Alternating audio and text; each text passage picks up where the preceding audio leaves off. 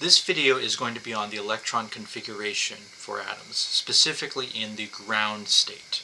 That means all these electrons have the minimum energy permitted. They are not excited by absorbed photons. The way that electron configuration works is that electrons are filled in different orbitals, which have a corresponding energy level and also a corresponding shape.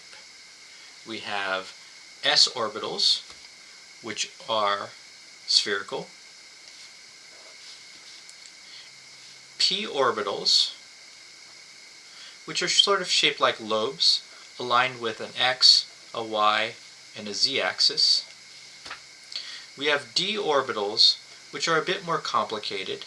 They sort of have four lobes for most of them, along different configurations, although there is one that has a torus and a double lobe. And the f orbitals are more complicated still. So each of these orbital types correspond to a certain shape, and these shapes are fuzzy. They represent the most likely places for the electrons to be. It's not that they're like a hard boundary. Quantum mechanics doesn't work that way. You'll learn about that a little bit later. What is important is that each of these orbitals can have a maximum of 2 electrons in them. So we will go into nuclear numbers a little bit later, or quantum numbers a little bit later. But for now, we're going to make a chart that represents the filling order of these orbitals. The easiest way to remember this is to basically construct the following chart.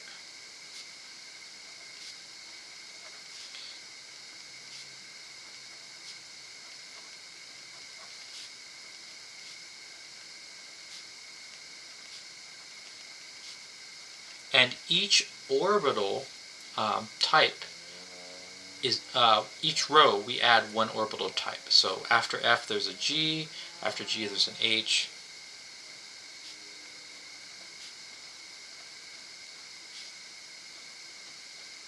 Although you actually won't end up using these very often, especially when talking about ground state.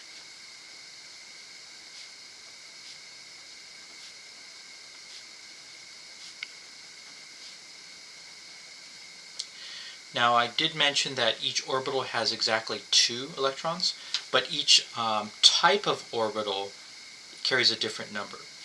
Because there's only one shape for an s orbital, s has only 2 electrons. There are 3 shapes associated with p orbitals, so the p level can have 6 electrons. D can have 10, and F can have 14. And your filling is going to go in this order, where you draw arrows going down to the left.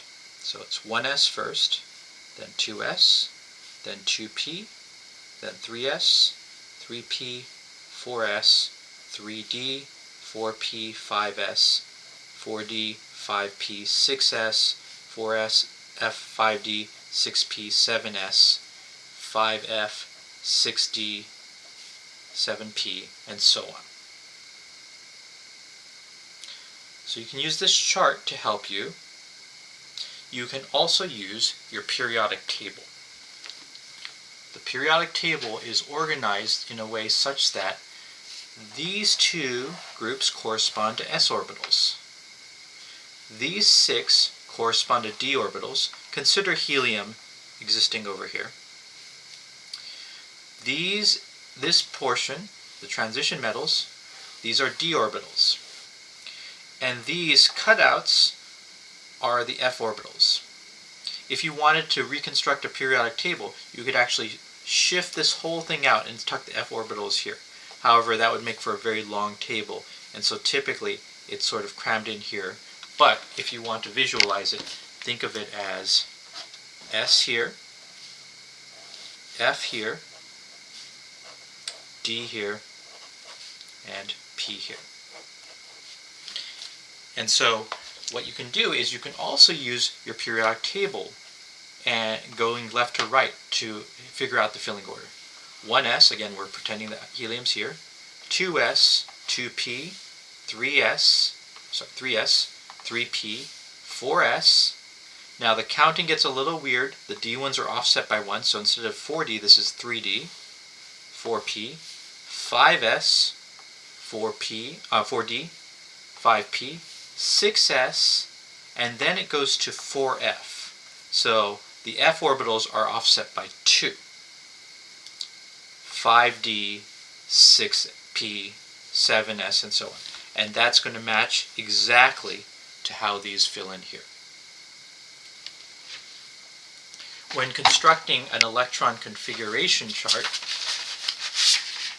you can represent these using an electron diagram.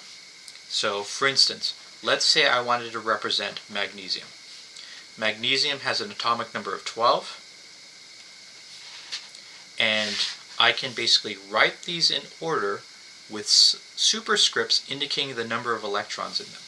And I keep doing it until I run out of electrons, which are equal to the atomic number for a ground state atom. And so I have 1s2, 2s2, 2p6, so I've used up 10. I keep going, 3s2.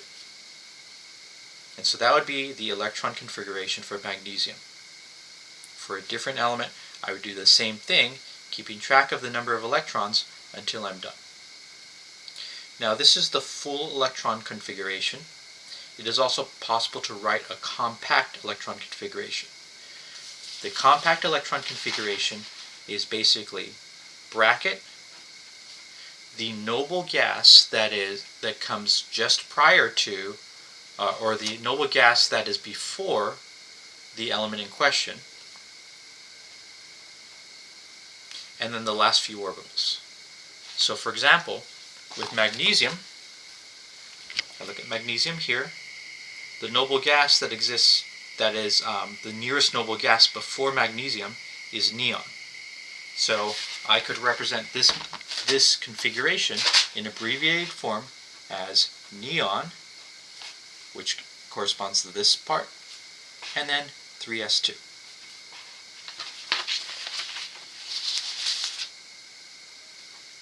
When it comes to showing these in an electron diagram, you want to fill them in order. However, you want to first avoid doubling up electrons if possible. So let's look at a transition metal. Let's look at chromium, which has an atomic number of 24.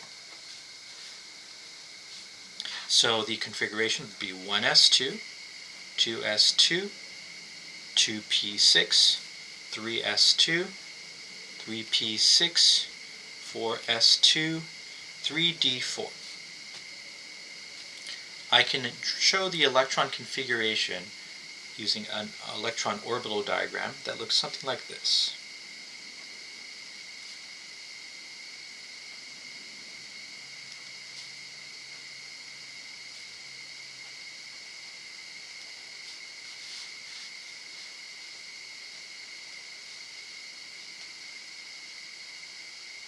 Let me try this a little bit here. Okay. Now, a more proper one might be one that's vertical. It might be one that actually I should show this way. So 1s is here, 2s is here, 2p is here, 3s is here, 3p is here, 4s is here, and then 3d would sort of be here. But the nuances of basically the energy levels of these, I'm going to actually wait to a later video. For now, I'm just going to go to this one, pretend they're all in the same row. So what I can do is basically fill these in. And these are doubled up because it's completely filled with 2. Same here. And for p orbitals, I will show you the order in which they fill, but it is going to be full, so we know that these are going to end up doubled up. But I go 1, 2, 3, and then because I have more electrons in that orbital, I start doubling them up. The electrons do not like to be doubled up because that requires energy. But if it requires less energy than putting it in a higher level, they will go ahead and double up. So 3s2, 3p6, I guess I'll fill them in proper order. 4s1, 2. Now we have 3d4. Again, they do not like to be doubled up, so instead of showing two pairs of electrons here, I will show them 1, 2, 3, 4. Okay? Because of these unpaired electrons means that they're going to have certain properties. They're going to be slightly magnetic. We'll get into that later. But just know that when you are filling in the electron configuration into an orbital diagram, that you will draw the electrons unpaired until you have to double them up because the number of electrons in that particular orbital type exceeds the number of spaces available.